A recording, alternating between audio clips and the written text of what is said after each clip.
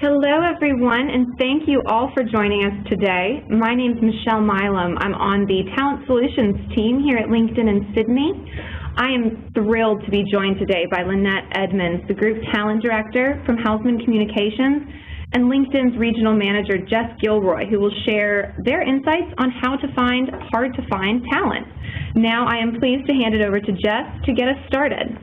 So yes, my name is Jessica Gilroy. I am the Regional Manager here at LinkedIn. I've been with LinkedIn now 4 years. I think I was hire number 18 here in the Sydney office. We now have over 250 employees across Australia and even more across the Asia Pacific region. My background is very much recruitment, actually. Before I came on board, I was in agency recruitment for 6 years before going internal and heading up Yahoo 7's recruitment. And so this subject today is obviously very close to my heart. And I'm thrilled to have Lynette Edmonds here with me today. Lynette, maybe you could do a quick introduction yourself? Thanks, Jess. Yes, look, thanks so much for having me today. My career spans, well, a lot more than yours in terms of years. So I was a public relations consultant for 15 years before turning into a specialist PR and communications recruiter, which I did for 10 years with an external business. 5 years of those was with my own business. And then I came back to agency as an in-house recruiter, which is what I'm doing now for Hausman. And I'm there 3 days a week. I also have a couple of other clients that are non-PR and communications that I work on outside of those hours. So quite a diverse role, actually, working with lots of different people and trying to fill lots of different hard-to-fill roles. Excellent. And maybe just tell us a little bit about Hausman, if you can. Yes, Hausman is a business that's very close to my heart. I've been associated with them for a long time now. They're a specialist public relations, communications and experiential marketing consultancy. 25 years old this year. We're still independent and we hover around the 50 people mark. We are slightly over that at the moment.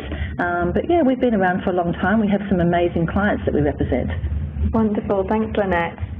And so we're all on the line today, and I think we've got about 1,500 registrations across the Asia Pacific region to talk about a hot topic, which is how to find hard-to-find talent.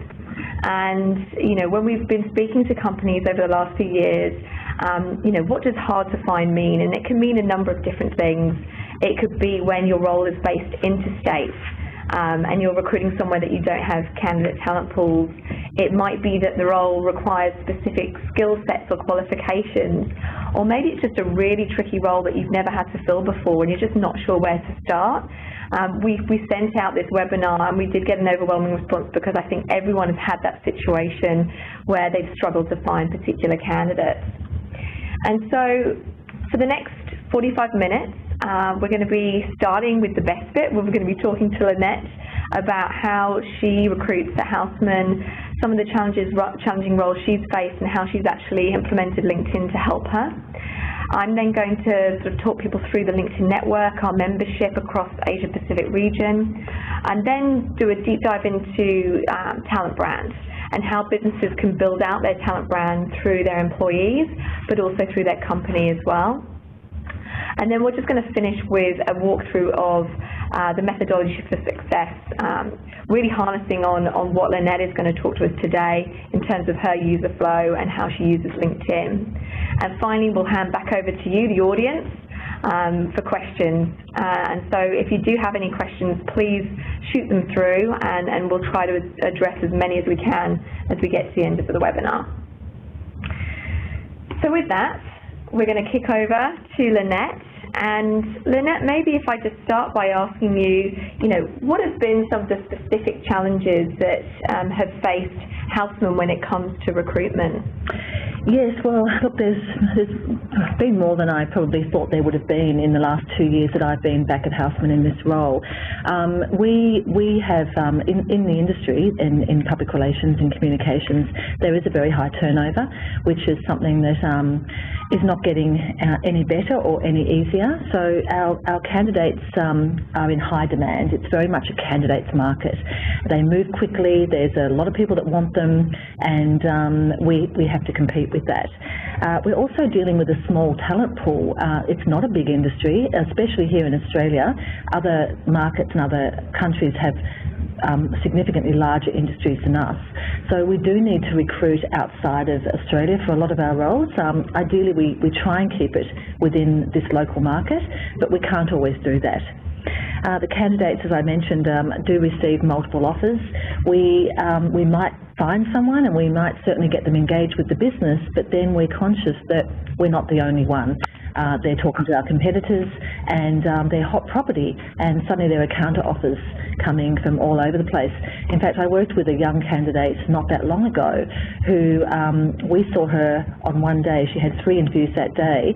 We moved very quickly. The next day made her an offer. She had 4 offers, including ours, by the time I actually made our offer, and it was just a whirlwind of activity. And it's extremely competitive, which that example certainly demonstrates.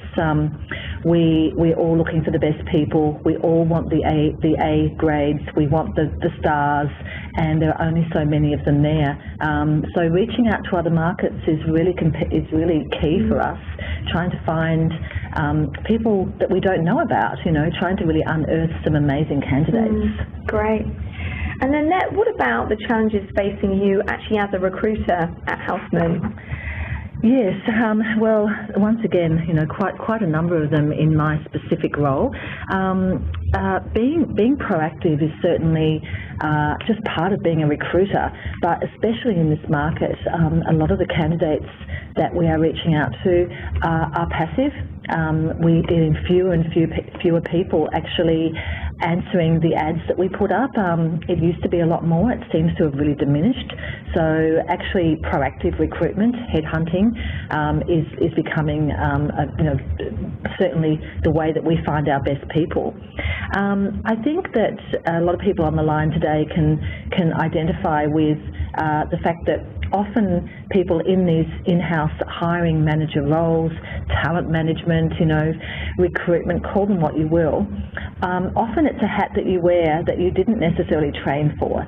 So you might have fallen into this role, as I did years ago, through just a natural skill set, an affinity with people, a good listener, being able to be quite persuasive, having some personal characteristics that work quite well, and sort of basically you inherit this role.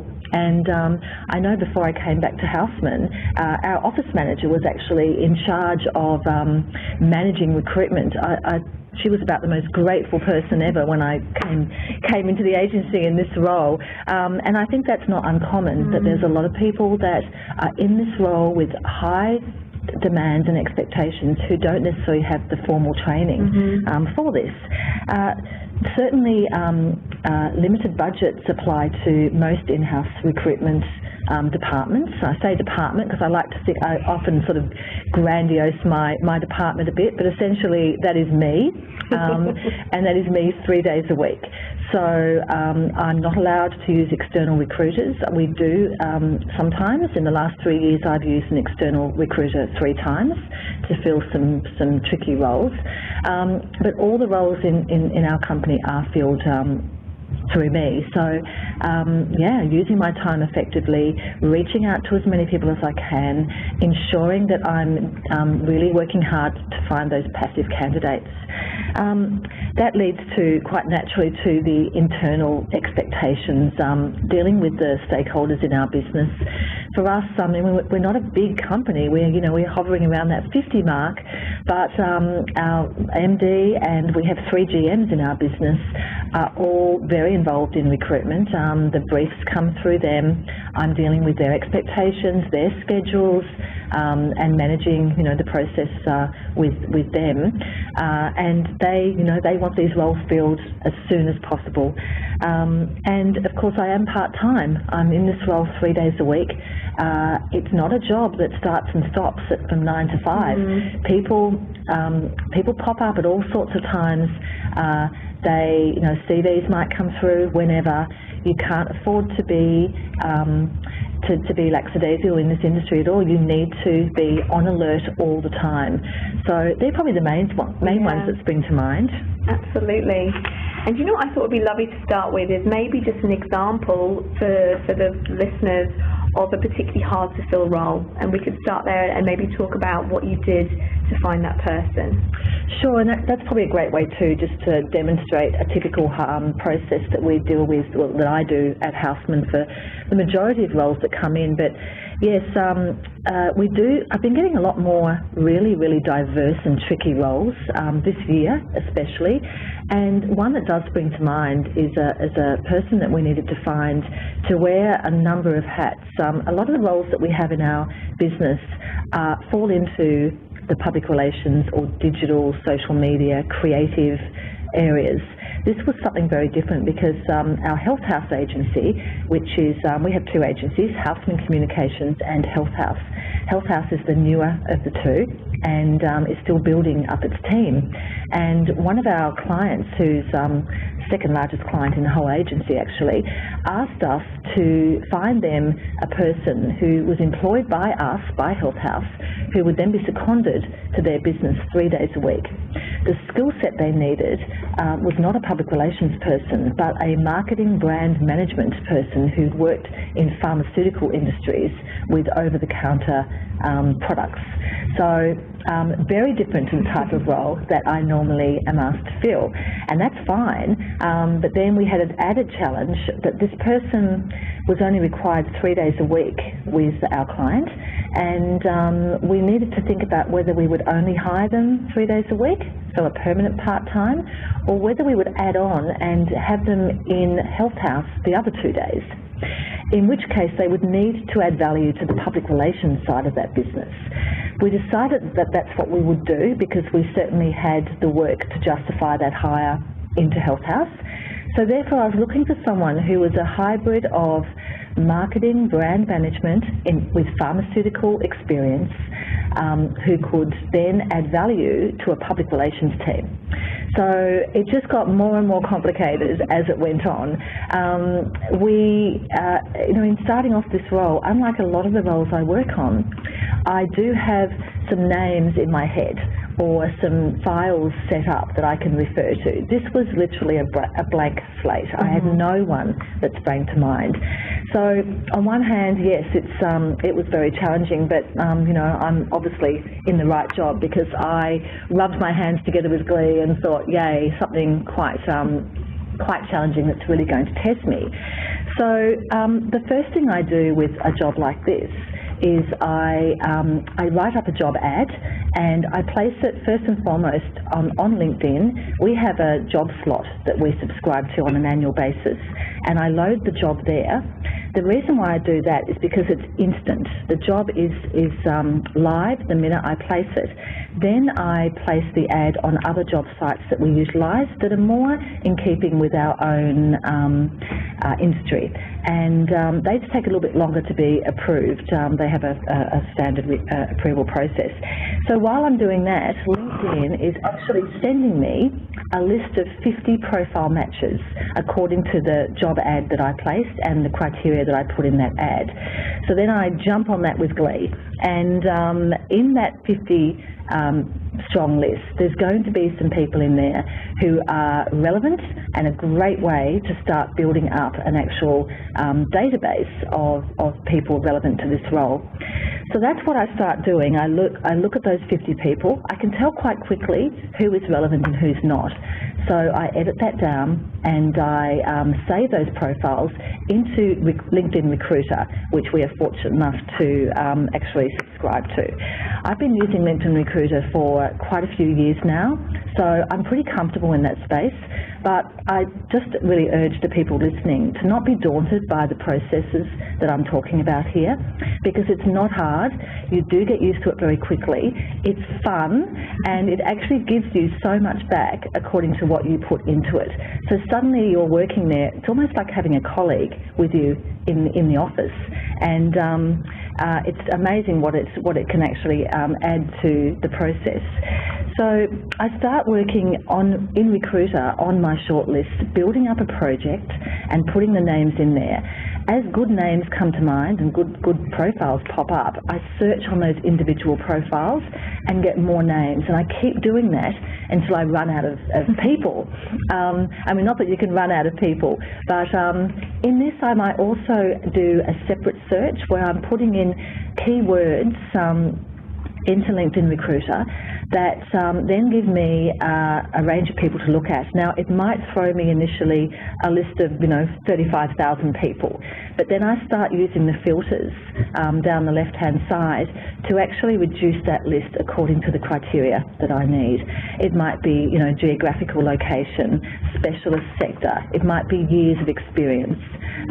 It might be, it could be all sorts of things, and I break that list down to ideally getting between 100 and 300 people. I'm quite comfortable then, that's really manageable, and I've got time to look at those people individually then. And I realise that this all sounds like a lot of work, Jess, but it is in some ways. When you're used to it, it's not though, but all of this can pretty much be done by lunchtime. And the beauty too is that I can then craft an email which is like sending out an individually targeted email to those people on my list, I suppose selling the role to them and telling them about the opportunity. And then if I go off and have a break or, need to do some other things, I mean, a break is rare, but then I've sent that out and it's working for me. Those people are being approached, and sometimes I can come back to my desk and I'm already just starting to get responses from people. Absolutely, and you can send one to many, can't you?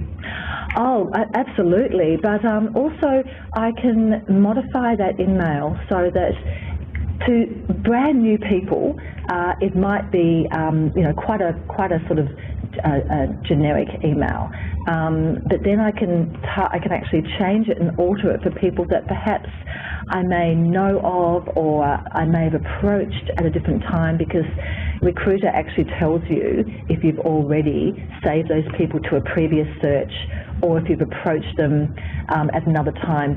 We all know as a recruiter that you're constantly reaching out to people, so you can't remember everyone. You don't want to make a fool of yourself, and you don't want to hassle people. Mm-hmm. So it does tell you instantly if you've already approached that person, which is wonderful.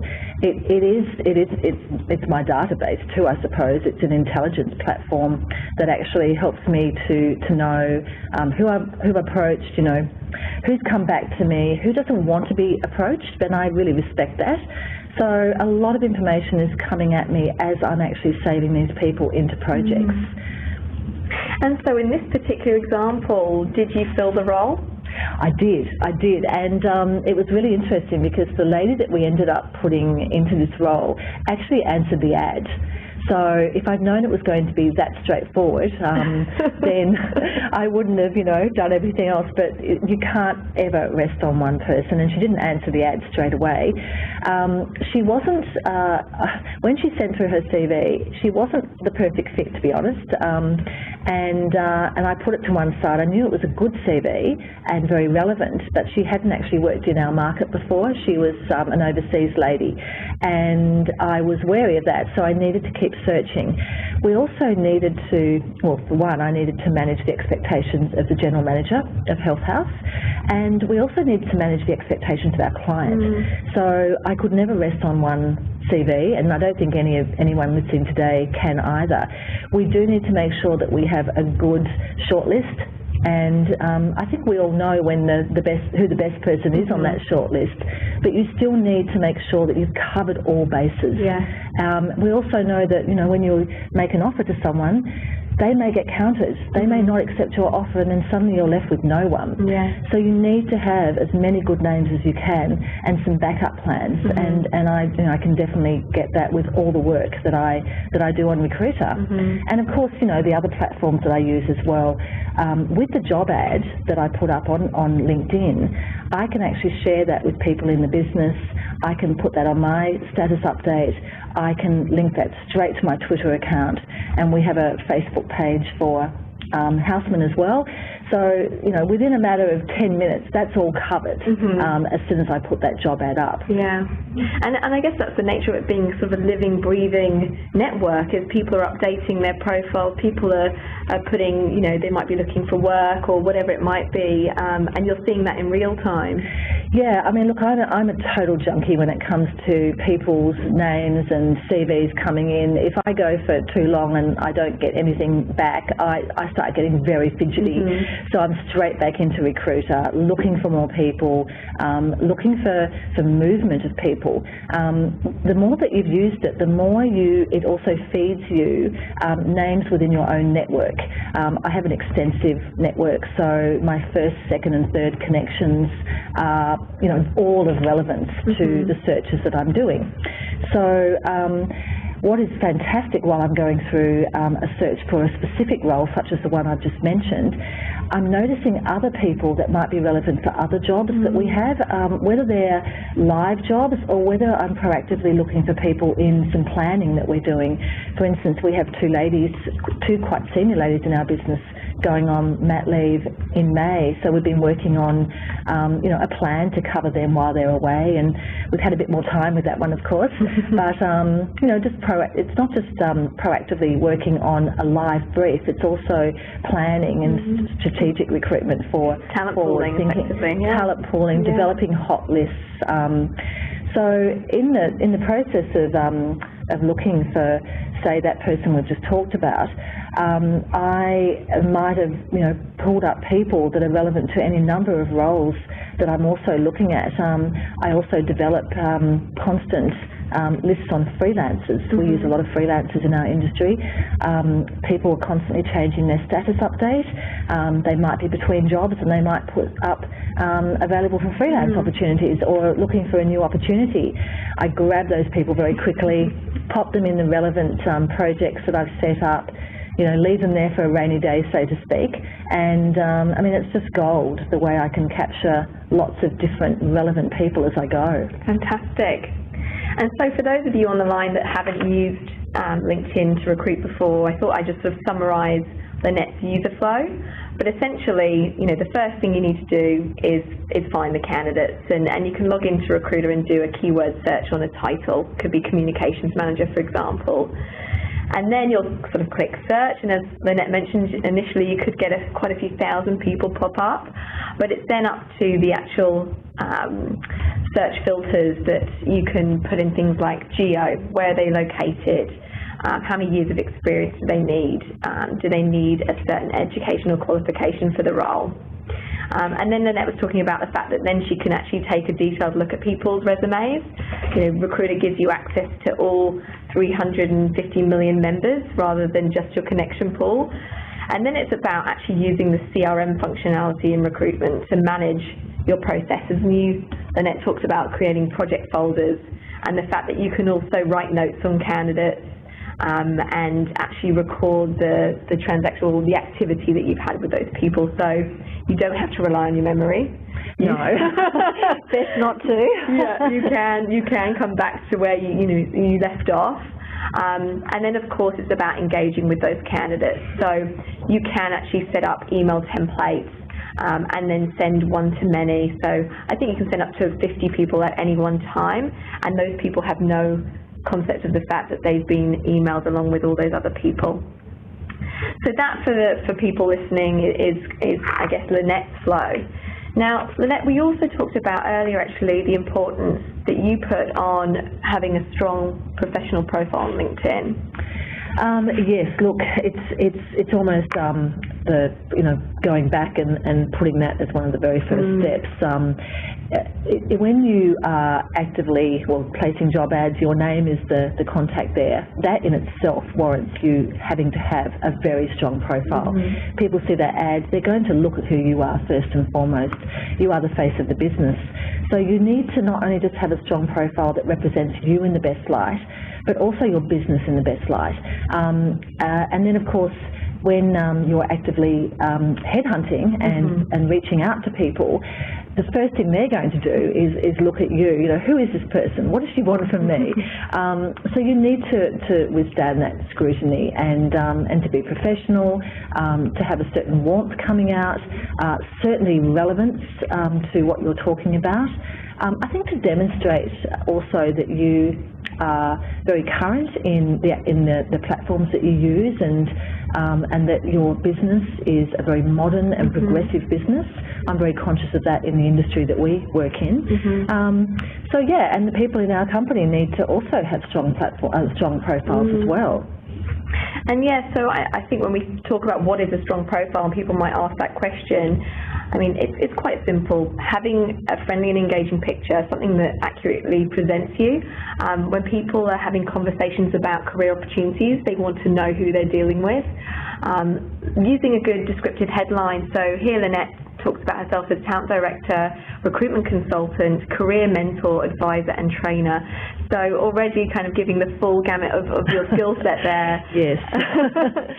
And then of course your summary. So, you know, when I talk to people about how to write a summary, it needs to be in an authentic voice. You need to talk about who you are as a professional, your experience, but also why you're working at the company that you're currently at.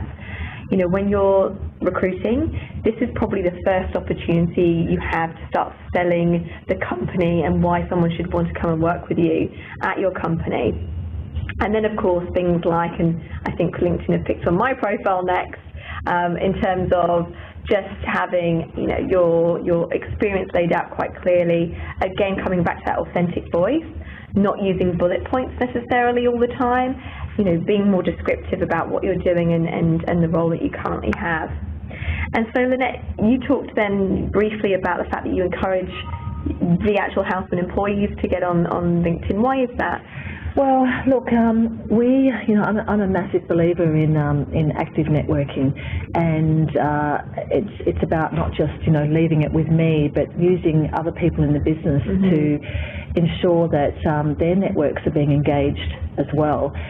We have an internal incentive plan for referrals, so, you know, our people do get a reward if they refer someone to me. That helps certainly to encourage people to be a little bit more active on LinkedIn. They, you know, and I suppose they realise how easy it is too, that I can share a job ad with them. They can pop it up on their status, and lo and behold, you know, they might get an interested party, and they may, you know, benefit from our incentive scheme. Also, our senior people, when they are involved in the interviews with candidates, it's really important that their profiles look fantastic, so that the people coming in to meet them, when they research them, and let's face it, that's how we all do our research, we go straight to LinkedIn, they also are, you know, looking professional, great representation for the business. We also, you know, we get a lot of new business referrals, so we need our people to look strong to brand new people approaching our business. So there's many reasons why it has to be you know, well done, and they need to be, you know, very professional and thorough in the way that they represent themselves. Absolutely. Great. So just to summarise, I guess, what are the key steps to success that Houseman have experienced? And that we've listed 8 here. You can have a read through them. But really, for the audience on the line that maybe don't have access to Recruiter or jobs right now, you know, ensuring you have a great profile should be step 1. And it really doesn't take long to get your profile up to scratch, get that photo up there, write your summary, put out your experience. Encouraging your employees, so point 7, to be on LinkedIn, get them to share your jobs. You know, it's a social network, things go viral, so you'd be amazed how many people your employees collectively know across the network.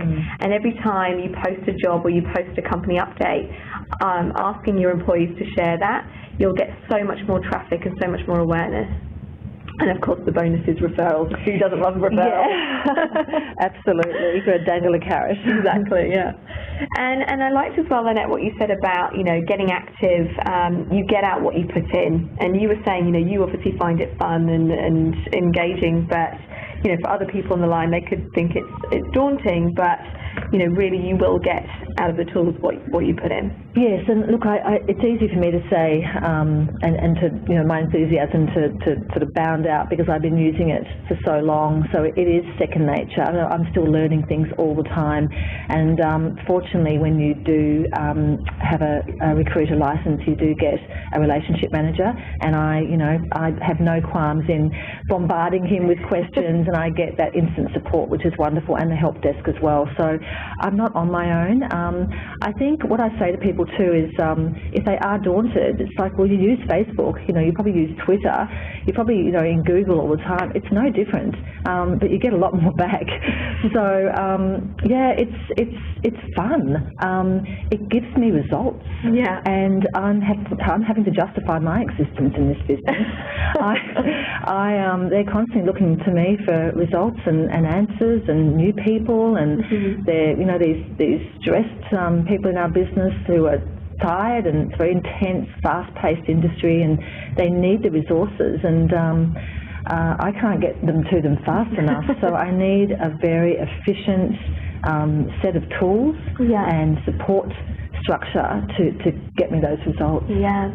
And what have the results been? You know, if you think about your usage of LinkedIn to hire, what are some of the things that it's done for you and for the business? Yeah, look, it's been interesting the last couple of years in particular. I used to, you know, a long time ago, well, not that long time ago, but I would use other platforms, you know, whether it was Seek or certainly some of the other industry-specific platforms that I use, like for us, Mumbrella, Pedestrian Jobs, whether it's, you know, the Loop for more creative roles. I mean, you know, there's a number of them. I was finding that, you know, we would get there. That all has dried up, and I'm finding now that I'm getting the majority of my results through LinkedIn, and I do use it though very, very thoroughly, and I use lots of different aspects of it. So I really do suggest that people don't just stay with one part of the platform, that they embrace many parts, and, you know, you have to look at what's affordable, of course, and we have a budget in my business, and I have a couple of things I'm allowed to subscribe to, but no more than that. So I have to, you know, use those very efficiently, but I'm filling the roles with them, so great. It's working. Excellent. So what I'd love to address next is the LinkedIn network, you know, in terms of our membership, just to give the listeners today an idea of how we've grown. And so at the moment, LinkedIn we're fast approaching 350 million members, and those members are growing by about 2 new members every second at the moment, so very fast growing for us.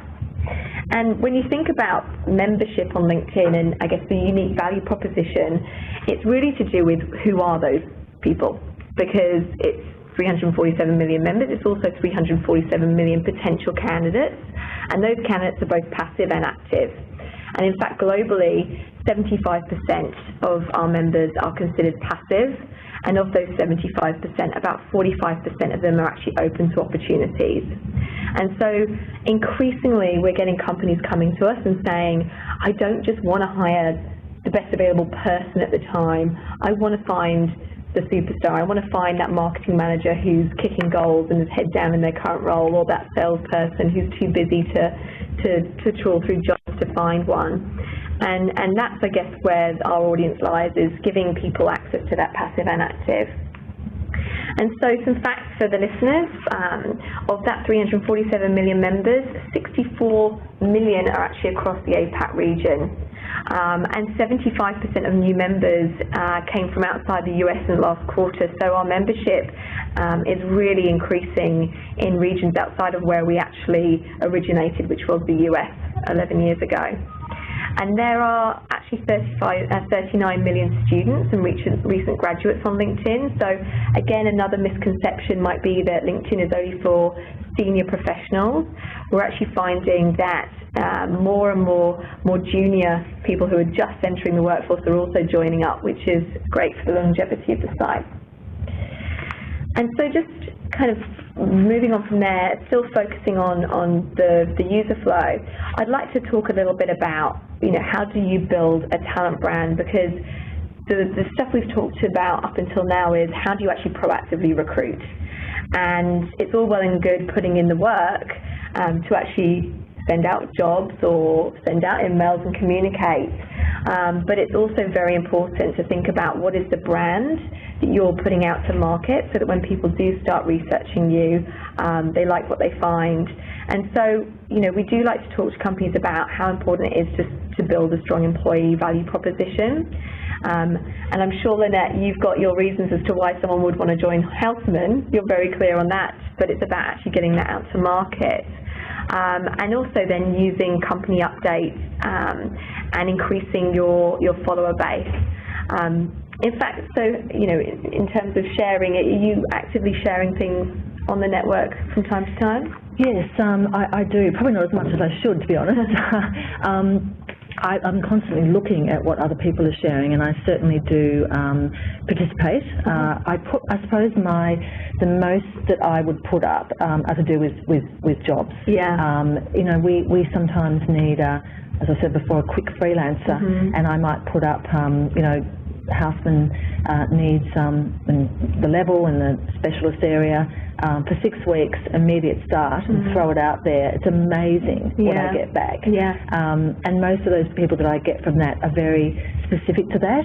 People aren't going to waste your time unless they actually are right for that. That's incredibly useful. And I share some articles and, but mostly I'm sharing things that are relevant to my actual role. Yeah, absolutely. I always like to use the analogy of Coke and Pepsi. If I was to put a can of Coke and a can of Pepsi in front of you and ask you what's your preference to drink, people will probably have a preference. Mine is actually Coca-Cola. But if someone was to put a job offer in front of me with Coke and Pepsi, I couldn't tell you off the top of my head which one I'd take. I'd need to go away and do my research, find out, what's their culture like, where are their offices based, what kind of training program do they have, how big are they? That's the sort of stuff that I think we would love to encourage people to think about, is what information are you putting out there for candidates to find when they are doing their research of your company. And then coming back to your people, so the number one activity on LinkedIn is actually people looking at other people's profiles, so professional stalking. And so, when you look at all the people at work, for example, at Houseman, you've got 50 employees all on LinkedIn, and then you look at how many connections they have, that's a huge audience that you can communicate with. So, Lynette, you spoke about the importance of getting people onto LinkedIn to beef up your presence and to drive referrals, but also actually to acquire work as well. Yes, and just a sort of interesting aside, when I do post a job ad, I do notice a spike in the number of people looking at my profile. Right. So it's quite interesting when you look through who those people are, and some of them might be very relevant, but they just haven't proceeded to actually apply for the ad. So I need to look at those profiles and reach out to those people if they're of interest. So I'm a big believer, and I push everyone in the company to make sure that their profiles are good, that they are actually paying attention to who is looking at their profile. I get a lot of emails internally, people going, look who just looked at my profile, do you think they might be someone of interest? We have a lot of emails going around like that. When I find someone of interest and I share that CV with someone relevant in the business, I typically always cut and paste the LinkedIn profile into the same email, because they can see a photo, and also the tone of voice is different to a CV, so we can get a little bit more about them in how they've actually presented themselves on LinkedIn. Also the number of connections they have. If they've only got a very few connections, that is a little bit of concern for us in our business, because we're a very strong social, digital driven business, so we need to know that they're very comfortable in that space. So you get a lot of information there, a lot of intelligence. Wonderful. So just to summarise, I guess, the methodology for success in terms of using LinkedIn, it really boils down to 3 things. The first one is, how do you build your brand? And when we talk about building your brand, it's through your employees. So you can actually use your employees to help, push out jobs, share your jobs. It might be you're using your employees to actually advertise on their profiles and drive people back to your company and careers page.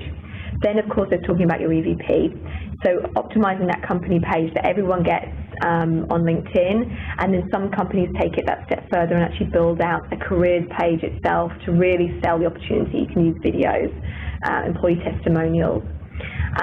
Then it's about engaging. So Lynette, there's only one of you and you're 3 days a week, and so having the ability to amplify your jobs and get them out to a wide market using job advertising or job slots is a really good way to engage at scale. And then, of course, there's the proactive recruitment piece as well. So actually being very specific about who you're wanting to hire and then proactively searching and reaching out to those people. And that all kind of works in tandem, because when you do reach out to people, they then, of course, start doing their research and come back to your employees and to your company.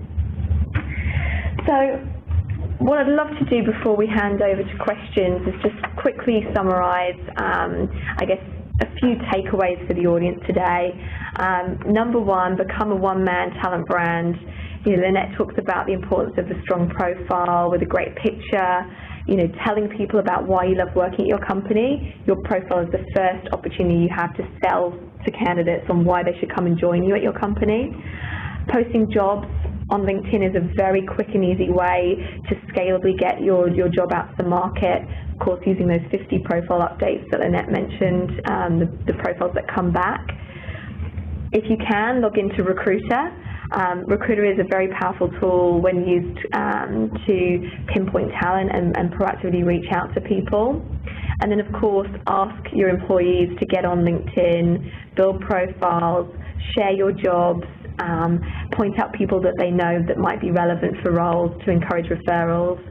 And then, of course, just make sure that your company has a good brand on LinkedIn as well to set them up for success. So thank you so much, Lynette. That was really interesting. My pleasure, Jess. I think we've got a little bit of time left at the end to turn over to any questions. So, Michelle, have we had any questions actually come through? We have. The first one is actually for Lynette.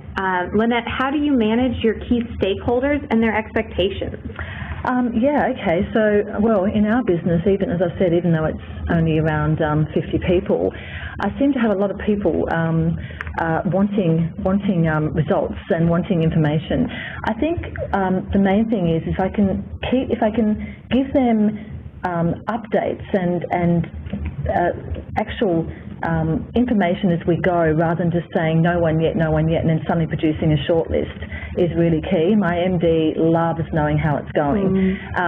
So I you know, with LinkedIn and especially with Recruiter, because it's working behind the scenes, I'm being fed constant updates and intelligence that I can feed back to her. And it's so easily done. I can just, you know, I get an email, I just shoot it through to her. So it just keeps her in the loop. It makes her feel involved, and then that feeds through to the general managers as well. But yeah, that is one of the stronger parts of the job, is managing the stakeholders. Excellent. And another interesting question has come through here. So how do I convince my business of the power of social recruiting and the importance of a LinkedIn presence? Okay, so I think it all starts with thinking about the sort of people that you're trying to hire. For any managing director, any CEO, the number one priority for any business is talent, because you can't grow without great talent. So if you are struggling to find people through your current channels, maybe you're only tapping into active candidates and you're not happy with the quality of them, you know, you can tell your business leaders, you know, did you know there are over 350 million candidates? Did you know there are over 64 million here in APAC that we can tap into and proactively reach out to, so that we don't have to rely on people just coming to us? I think that's a really good starting point to start building a case for why you should start looking at LinkedIn as an option for your recruitment. Thank you so much, Jess. Another great one that we've got for Lynette, actually, how can I encourage our employees to get on LinkedIn and perfect their own profiles? Yeah, look, it was interesting when Jess said earlier about the number of students and young people that have embraced LinkedIn. We do have quite a young group in our business. We have a lot of graduates that have moved up to sort of early level roles. It's not that hard to convince them because they are very social media savvy and they do embrace that as a medium. The minute I say to them that they are being judged on how good their LinkedIn profile is, how many connections they have, if they're passive or active on LinkedIn, if I point out to them that their personal brand is actually affected by how well they embrace LinkedIn and how good their personal profile is, they do get that. So I think it's about making sure that they understand that it is to do with them. It is something that they need to do for themselves to stay current and to be competitive amongst their own peer group. Wonderful. Thank you so much, Lynette.